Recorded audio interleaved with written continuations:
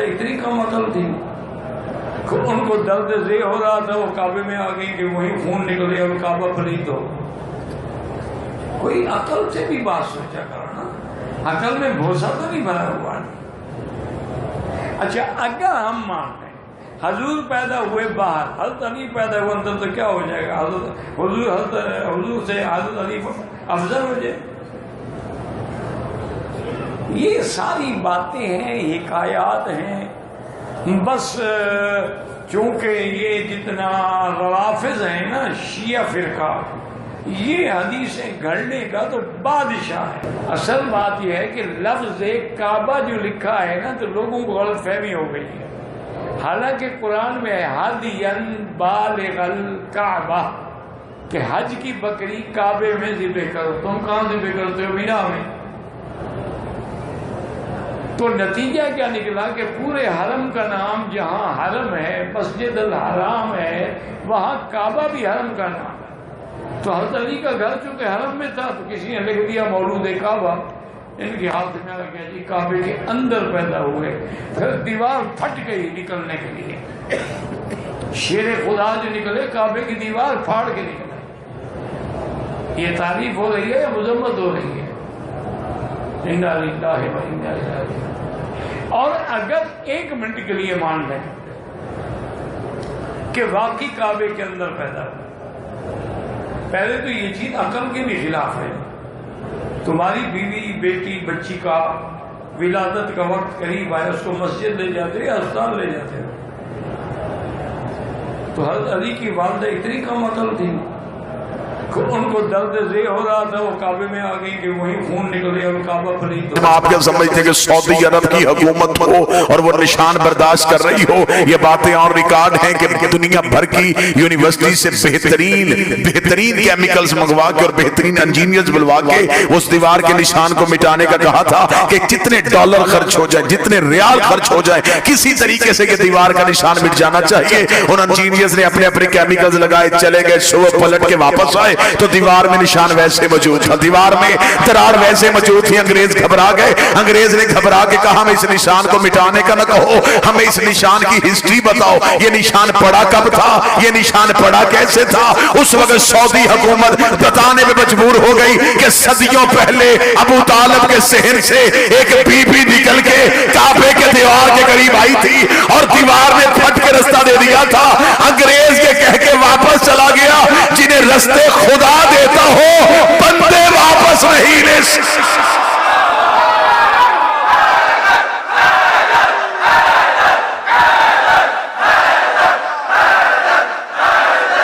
सारे बोले मिलके हैदरी।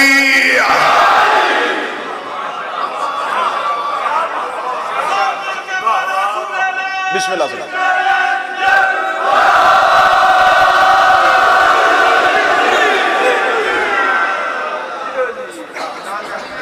दीवार ने फट के रास्ता दे दिया और यहां से एक नबी की मां को निकाला गया। तो जो पूरी साहबान हटाया नहीं गया। बीबी मरियम रहती ही अल्लाह के घर में बरबतूल, खुदा ने अपने घर से नज़ूल हजरत ईसा के वक्त का, मरियम चले जाए, ये इबादत खाना है, जिचा खाना है। यहां बच्चे नहीं आते, यहां सजदे होते।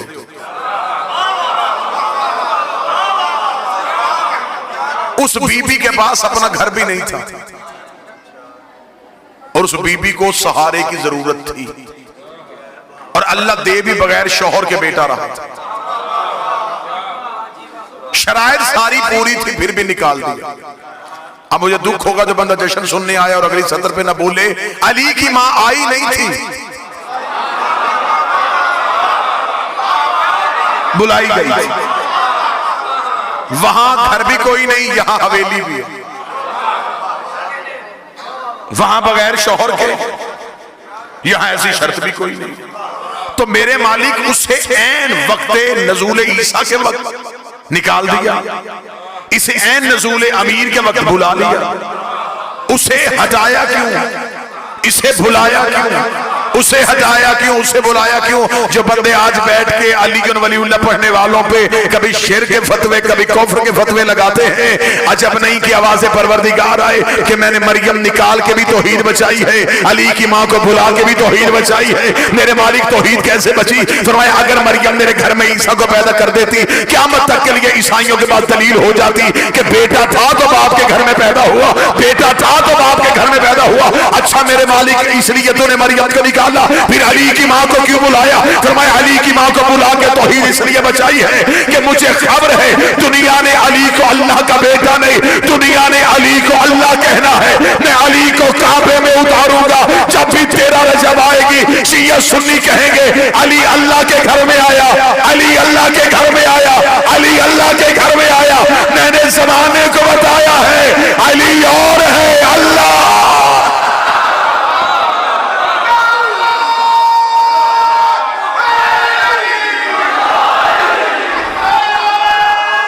बिस्मिल्लाह से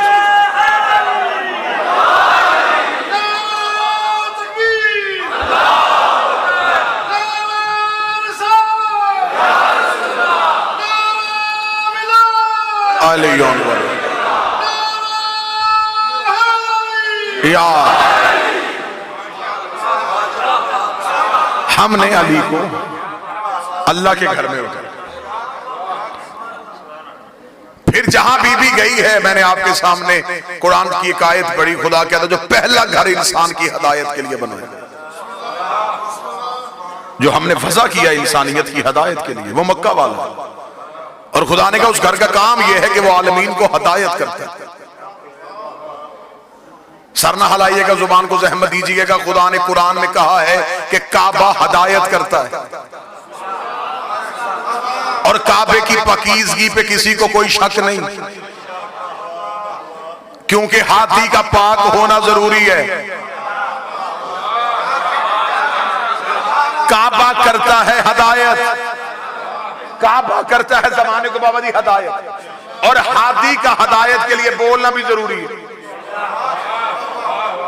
खुदा कुरान में कहता है कि काबा हदायत करता है। जश्न का माहौल है, मुस्कुराया भी जाए तो इबादत है। जो काबा हदायत करता है, बाबा जी मैंने उसी काबे के गिर्द लोगों की जेबें भी कट होती देखी, और खुदा कहता है ये हदायत करता है। अगर काबा हदायत करता है तो काबा रोकता क्यों? इसका मतलब है कि काबे की हदायत का म्यार ढूंढना पड़ेगा कि काबा हदायत करता कैसे, काबा हदायत करता कैसे। बाज दफा होते हैं बुजुर्ग ने बच्चे का हाथ पकड़ा होता है, गली में जाते जाते सामने वाली बिल्डिंग की तरफ इशारा करके, बेटा ये सामने स्कूल है ना, मैं यहां से पढ़ा था। पढ़ाया स्कूल ने नहीं, उसके अंदर कोई उस्ताद है। जो बंदे चुप बैठे हैं, बंदा बस में बैठ के साथ वाली सवारी को कह रहा होता है कि मुझे उस अस्पताल से शिफा हुई थी, नब्से अस्पताल ने नहीं देखी, उसके अंदर कोई डॉक्टर है। पढ़ाया स्कूल ने नहीं, उसके अंदर कोई टीचर है। फिर काबा भी हदायत नहीं करता, अंदर देख अंदर कोई हाथी है, जिसकी वजह से खुदा ने कहा कि मेरा काबा हदायत करता। और जिस काबे को खुदा ने हादी करार दिया, ये काबा असल नहीं। मैं अहले इल्म हजरात की मौजूदगी में जुमला कहूं, जिस बैतुल्लाह की तरफ मुंह करके सजदा किया जाता है, ये काबा असल नहीं, ये है बैतुल मामूर की छवि, ये है जमीन का मरकज, वो है आसमान का मरकज। ये काबा उस काबे की छवि। लोग असल को सजदा नहीं करते,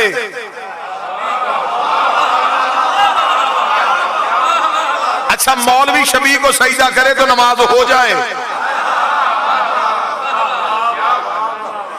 अहले इल्म बंदे तशरीफ फरमा है, ये जो मस्जिद के ऊपर गुंबद बना होता, ये गुंबद भी शबी है, गुंबद खिजरा की।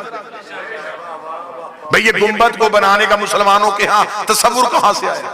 इन्होंने रसूल के रोजे पे गुंबद देखा, उसी गुंबद को मस्जिद के ऊपर बनाया, उस मीनार की छवि मस्जिद में रखी, फिर उसी मस्जिद के अंदर एक मिंबर रखा। वो मिंबर था, वो भी रसूल के मिंबर की छवि थी। जो ऊपर गुंबद है वो भी छवि, जो नीचे मिंबर है वो भी शबी। दुख मुझे तब होता है जब शबी के नीचे शबी पे बैठ के मौलवी कह रहा होता है कि शबी देखने से निकाह टूट जाता है। जिसके नीचे बैठा वो भी शबी, जिसके ऊपर बैठा वो भी शबी।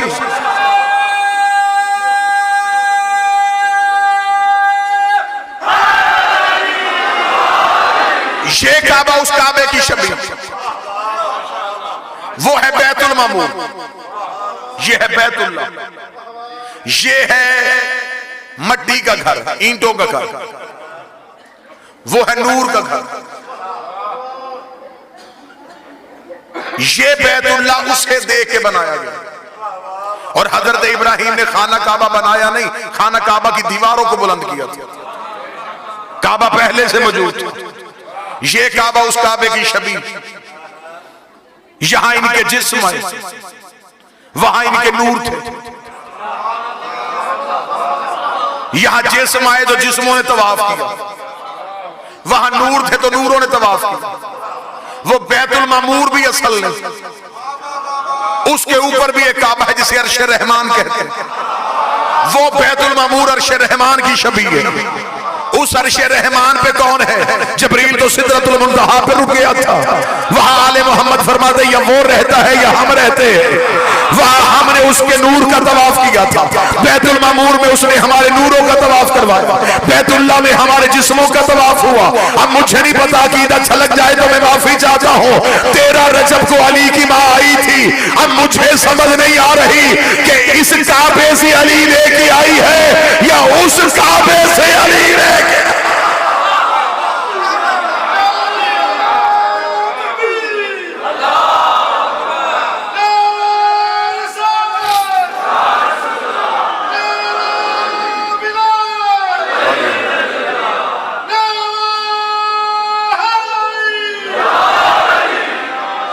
आज की रात प्योर मवालियों की रात है। आज सारे हलाली खुश, आज सिवाय मुनाफिक के पूरी कायनात खुश हो रही है, इसलिए कि खुशियों का वारस आ रहा। बेशक एक लम्हे के लिए जश्न में बैठे रहे, लेकिन चेहरे पे कोई भी शिया, कोई सुन्नी हल्की सी भी उदासी न लेके आए, क्योंकि चेहरे पे मुस्कुराहट रखना, चेहरे को खुशगवार मूड में रखना। हो सकता है कि फरिश्तों के कैमरे भी ऑन हो और वो शक्लें भी देख रहे हो। सुन्नी किताब में लिखा कि नबी ने मेराज में जाके फरिश्तों से पूछा था कि क्या करते हो? उन्होंने कहा सिवाय अल्लाह की इबादत के खुदा ने कोई और हुक्म दिया ही नहीं है। तो नबी ने पूछा था कभी ऐसा भी होता है तुम एक दूसरे से सबकत लेने की कोशिश करते हो? उन्होंने कहा एक मौका ऐसा आता है जब हम एक दूसरे से सबकत लेते हैं। फरमाया वो कौन सा मौका? जवाब फरमाया जब फर्श में कोई भी तेरे भाई अली का नाम लेके मुस्कुराता है, एक फरिश्ता कहता मैं उसका मुंह चूमूंगा, दूसरा फरिश्ता कहता मैं इसका।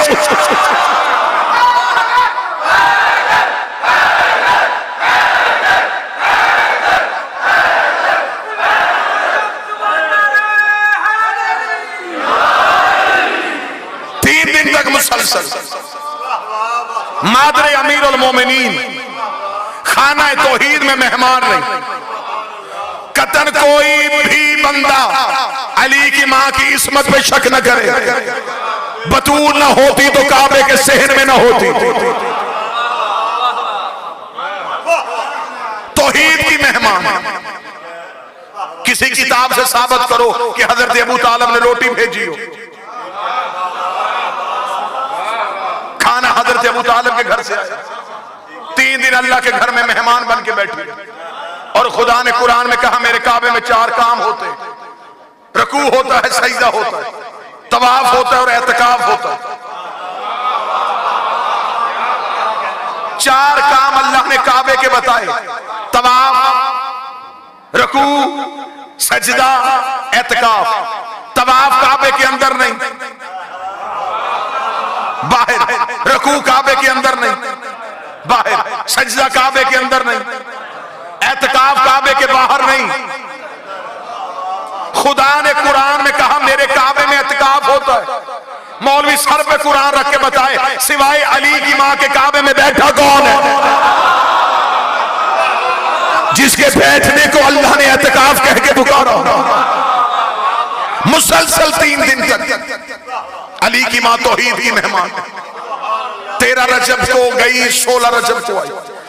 एक दिन भी हजरत अबू तालिब शहजादी को ढूंढने के लिए काबा नहीं आए।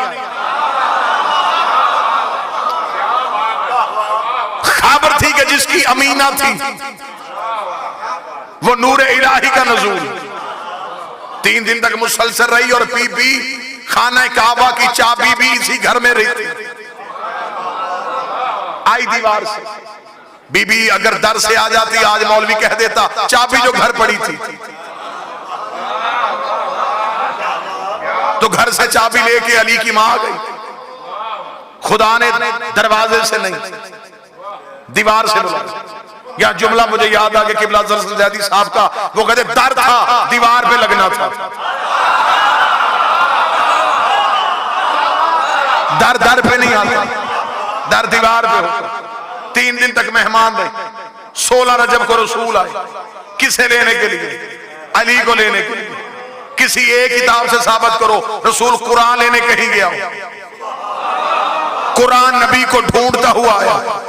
नबी मस्जिद में होते थे, कुरान मस्जिद में आता था। नबी मिंबर पे होते थे, कुरान मिंबर पे आता था। नबी मैदान में होते थे, कुरान मैदान में आता था। आयतें नबी के पीछे गई, नबी आयतों के पीछे नहीं आया। जो कुरान लेने कहीं नहीं जाता था वो अली को लेने के लिए काबे के दरवाजे के करीब आया। इधर मादर अमीर अल मोमिनीन के हाथों पे अली था।